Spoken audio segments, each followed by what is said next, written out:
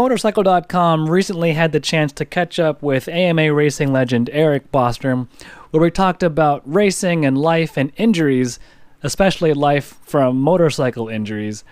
And that brings us to Eric's latest venture, the Backmate, his own creation to help promote self-healing and self-help and natural remedies for pain. So here now is our interview with Eric Bostrom, broken down into two parts. First, we talk about his racing career, followed by his crash that then leads to the Backmate. Enjoy. Hello gang, welcome to Motorcycle.com. You might notice we are in a very different setting than we usually are. There's no motorcycles around us. We actually are in a gym, my personal gym that I go to. I don't own it. My friend Alan sitting over there owns it. PPC Fitness, good people. We're here for something a little bit different. You might notice the guy next to me, Eric Bostrom, E-Boz for short, motorcycling legend in my mind, and I've told you this before, you are the reason why I sit up at night looking at classified listings for Kawasaki ZX7Rs. The things you did on that motorcycle just amaze me to this day, and every now and again I get this hair up my butt to maybe buy one and do stupid things with it. But that's not totally why we are here today, but we'll get to that in a minute. Eric, it's crazy to say this, but the YouTube audience may not be so familiar with what you've done on two wheels. So would you mind giving the folks out there in YouTube land a quick refresher course on the things you've done on motorcycles? Yeah, that's fair. It hurts. I'm a dinosaur. It feels weird to say that, but you know. So I came up through dirt track and raced Harley-Davidson for the most part. Rode for Bartels Harley-Davidson in the 90s. Did the entire dirt track scene. We raced the XR 750 and the 883, and we had some pretty good success in the dirt and won a national championship there. And then got this hair to go road racing, and from there, I think when I was dirt track racing, I was like, okay, I dig motorcycles, but something about I think just the speed on the road race motorcycle and having that grip that you're always searching for on the dirt track and can never find made road racing really appealing. So from there, I raced. Turning right. And turning right, and using this weird thing on the right handlebar called the front brake, which we didn't have.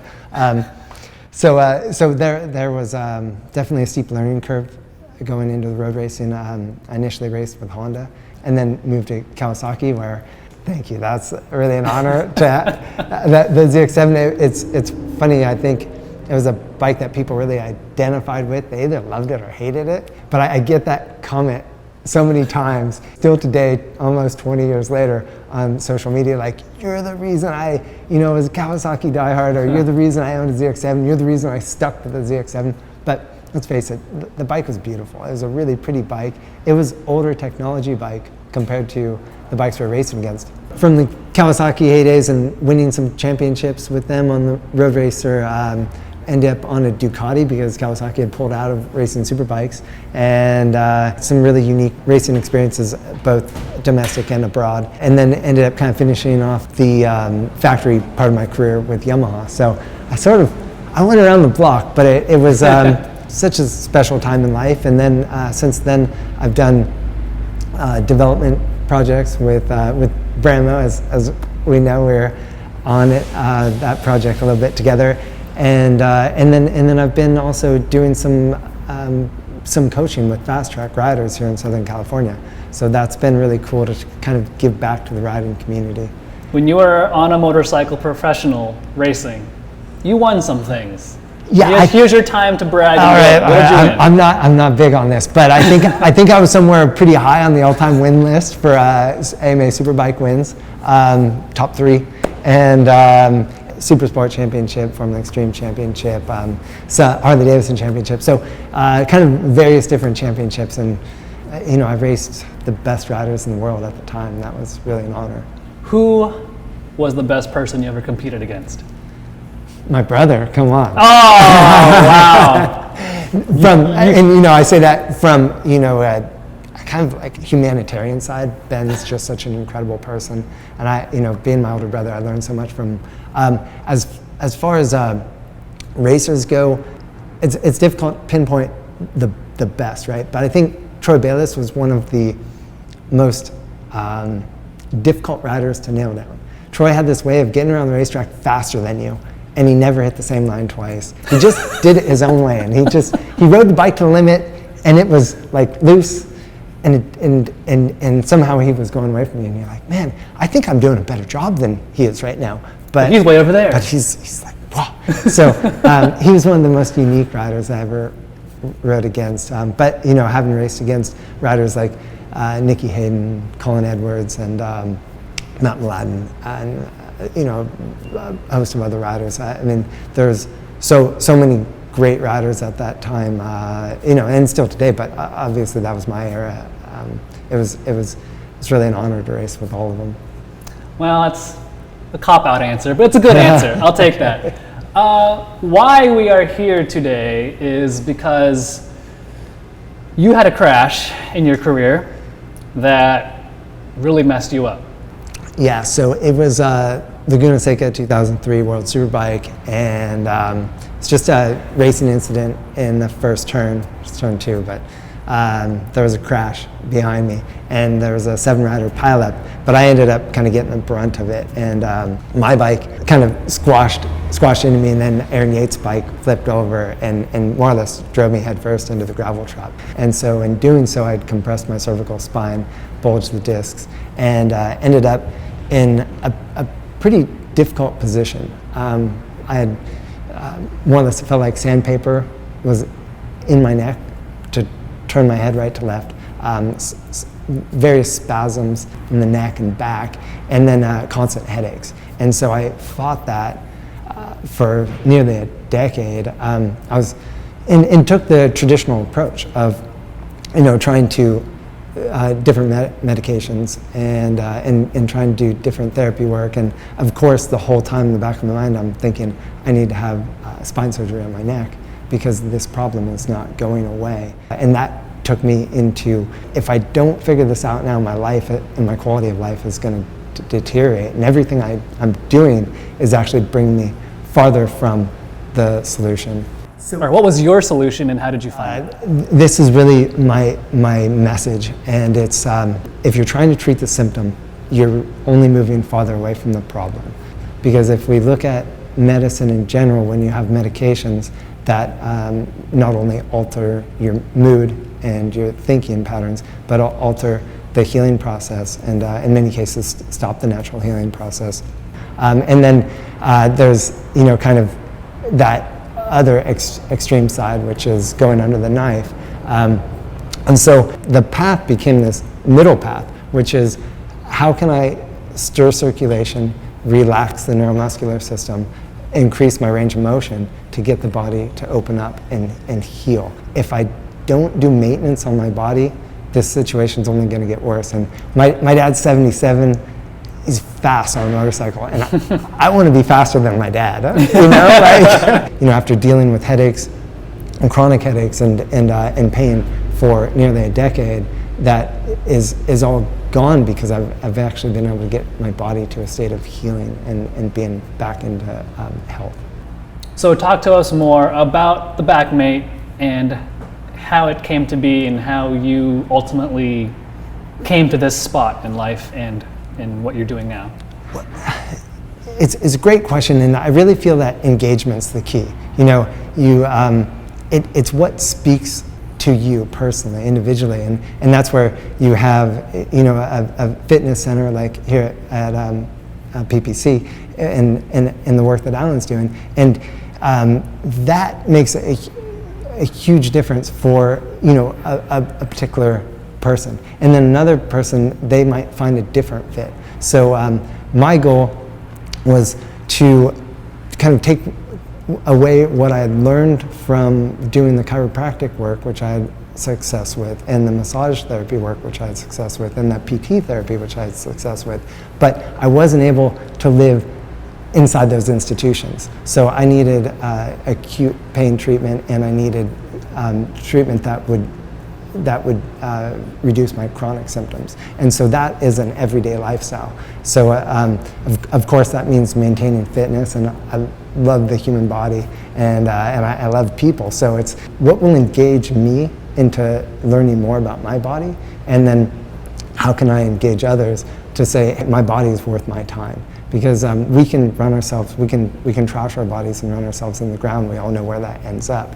Or we can give ourselves the time of day. And many times it's just a couple of minutes, you know, to downregulate the nervous system doesn't take much time. It's just a matter of saying, you know, I'm in this fight or flight mode. You know, the old school was, oh, you're dehydrated, you're cramping. Certainly that is a factor, but it's much, much less of a factor than a hyperactive nervous system, which is causing a spasm.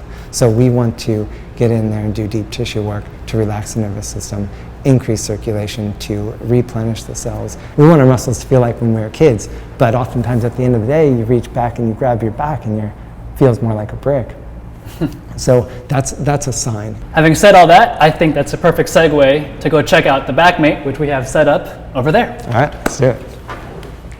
This has kind of been your pet project since how long?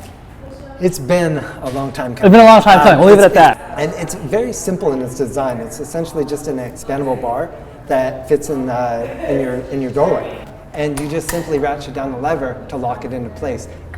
The cool thing about it is it rotates 180 degrees, so when you lock it, it locks it into place. The head swivels to 4 different positions, and the balls easily pop off for different attachments. The cool thing about the Backmate that separates it from any other product out there, you can do deep tissue work with the muscles completely relaxed. And then other products, you literally just cannot reach the back. So you're contorted in a way, and the back is, of course, the most important area that we should be doing our recovery work on. So in this position, you can simply lean into it, and you'll do work on your rhomboid and trapezius. So you can go ahead and give it a try. Am I too short? No, you're great. So we'll come. So what do I do? I just lean back into it? Just lean back into it and put pressure. Yeah.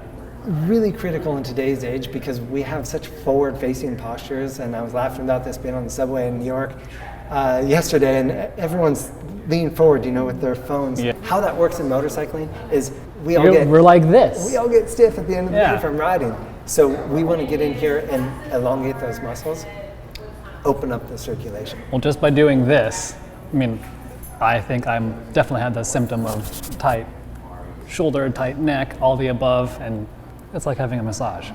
It is very much like having a massage, and that's really what we're trying to mimic is deep tissue work with the massage.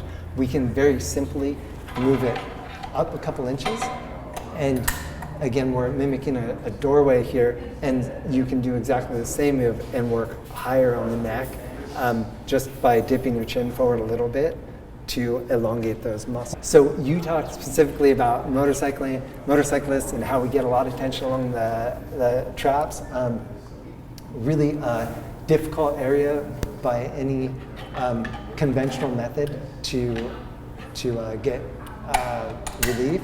So the Backmate is the only product that you can do this particular move with, which is we essentially will come in and you push Look straight at that. But yeah, that's cool. So go ahead and try it out when you get a chance to, Troy. 90% of headaches come from the neck. And so for me, this one is very personal because I struggled with headaches after that cervical spine injury. Yep. We can come in and move the product down into the T-spine. And in this one, same thing where we'll come back and we'll just lean against it. And you can go ahead and lean on it. During our... I like that. If you want to increase the amount of pressure, you can do one side or the other. Yeah. We'll have different attachments where you can increase the amount of pressure, some different wheels with different shapes.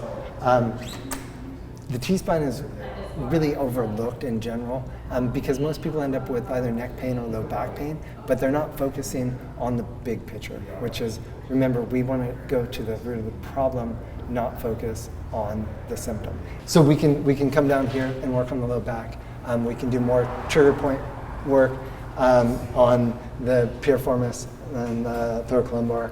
I mean, like as a motorcyclist, like that hips and lower body are points of soreness, of pain, of tightness, especially on the sport bike when you're cramped up like this and you're putting your knee out and whatever the case may be. So yeah, go on. I'm sorry, I didn't interrupt you. No, and that is, you've nailed it, which is, riding a motorcycle properly, you're going to be riding the motorcycle really from your core down. And so we want to keep that area as limber as possible with range of motion, and then as strong as possible, so that the less we do with our arms, the better we control the motorcycle, and more we're able to do what we want to do and have more fun. So the Backmate is really about, for me, it's a lifelong goal of educating people to start thinking about the root of the problem as opposed to treating the symptom. And personally, I want to ride motorcycles for the rest of my life. So, I don't want to get to that point where I feel like I'm too stiff or too sore to ride. You were saying your dad's 77? 77. I'm assuming he's used this? Yeah, and he's a very active 77-year-old that will mix it up with any rider on the planet. He's amazing. So perfect example of someone that's taking good care of their body to give lasting results. So, one final plug. Backmate, how do people out there learn more about it, potentially see for themselves if it's right for them, and potentially get one for themselves? Okay, so we launch on Kickstarter May 7th. The product will retail for $149 on Kickstarter at $79 on day one. And lastly, I assume there's a website? Yes, the website is mybackmate.com. Well, Eric, we got together because we both have the same interest in staying on motorcycles for as long as we can, despite getting older, suffering through injuries, and just healing from it. So yes, granted, this was a plug for the Backmate, but on a bigger picture scale, it's about staying on two wheels for as long as we possibly can. Yeah. And I'm looking forward to trying one of these myself. I will gladly pay my own hard-earned money to get one. So this is not a plug in that sort of sense. But this is hopefully of interest to some of you viewers out there who also want to stay on two wheels for as long as you can. Thanks, man. Yeah, it's great to reconnect.